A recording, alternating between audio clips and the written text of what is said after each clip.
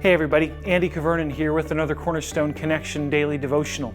As I look back on my upbringing, I don't know about you, but I'm really grateful. I look at the family into which I was born. I look at the cities that I lived in. It was really just two cities up until I was about 18 years old.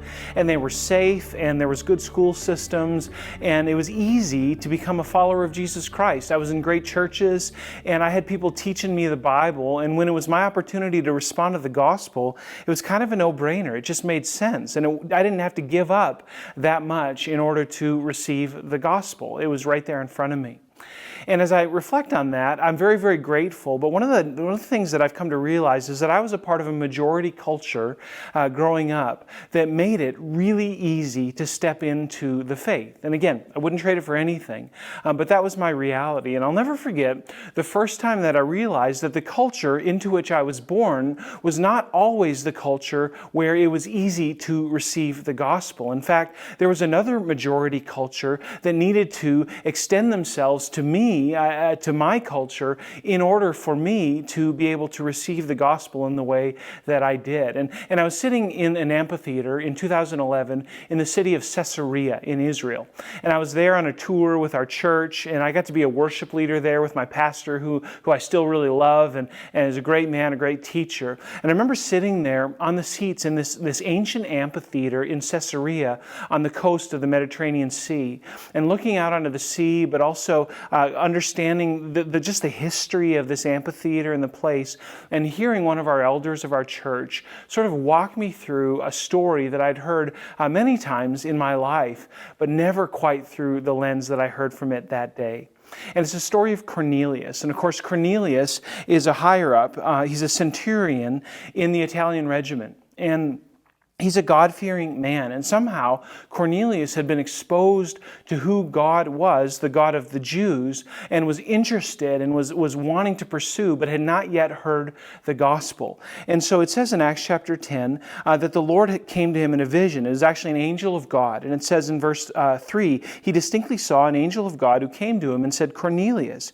And Cornelius stared at him in fear. "What is it, Lord?" he asked. And the angel answered, "Your prayers and gifts to the poor have come up as a memorial offering before God.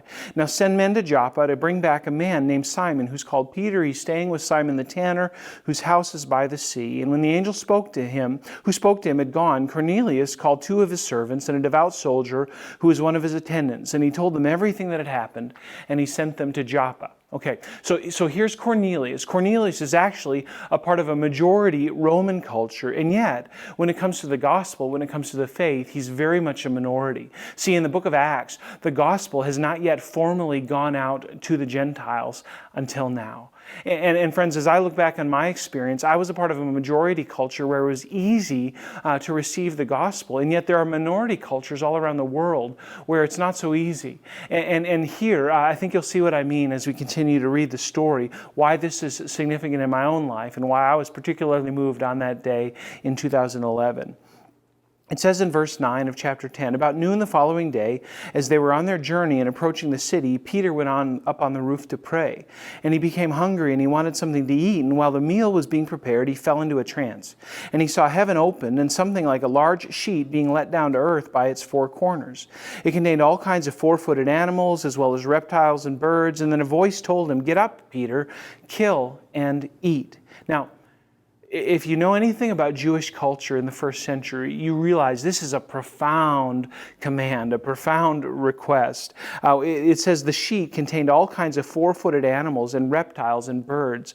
In other words, it contained all kinds of food that was forbidden for first century Jews to eat. And yet, here, this voice says to Peter, look, get up, kill, and partake in that which you've never partaken before. And how does Peter respond? Well, in typical Petrine fashion, all right? Verse 14, "Surely not, Lord," Peter replied. "I've never eaten anything impure or unclean." "I'm not going to do that. Are you kidding? That violates the core of my faith. Us in this culture have understood for hundreds and hundreds of years, you just don't eat those kinds of things if you want to be an honest follower of God." But then verse 15, the voice spoke to him a second time, "Don't call anything impure that God has made clean." And this happened 3 times, and immediately the sheet was taken back to heaven. Okay, 3 times the voice says, "Look, no. God has not called these things impure. These things aren't impure. Don't call anything impure that God has not. That God has made clean, okay? Don't call impure what God has made clean. And so Peter's mulling over this, verse 17. Peter's wondering about the meaning of the vision. But when that happens, the men sent by Cornelius found out where Simon's house was, and they stopped at the gate and they called out, asking if Simon, who was known as Peter, was staying there. And while Peter was still thinking about the vision, the Spirit said to him, Simon, 3 men are looking for you. So get up and go downstairs. Don't hesitate to go with them, for I have sent them. And Peter went down and said to the men, I'm the one you're looking for. Why have you come? The men replied, we've come from Cornelius the centurion. He's a righteous and God-fearing man who's respected by the Jewish people. And a holy angel told him to ask you to come to his house so that he could hear what you have to say. And then Peter invited the men into the house of his guests. There's more to the story. We're going to talk about that tomorrow on the Cornerstone Connection. But friends, here's what I think is so profound. God saw fit on that day in Caesarea to send an angel to Cornelius and say, hey, I know you're on the outside looking in. I know it's not been easy for you to understand and to receive the gospel, but guess what? I've made special provision. And I'm going to send Peter to you. Peter, this part of the majority culture that knows the gospel, that has been the first recipients of the gospel. And I'm going to blow his categories. I'm going to blow his mind. And I'm going to make him realize that the gospel is not just for him, not just for the Jews, but it's also for you, Cornelius. Now, here's where this struck me close to home. I was a part of that minority culture. See, Cornelius is a Gentile. Guess what? So am I. And it was on that day that God said to Peter, look, you need to go to the Gentiles. You need to go to Cornelius. And you know what? You need to go to Andy too. And for all of us who are Gentiles, who've now received the gospel, God started right there. God's heart was that the nations may come to know Him.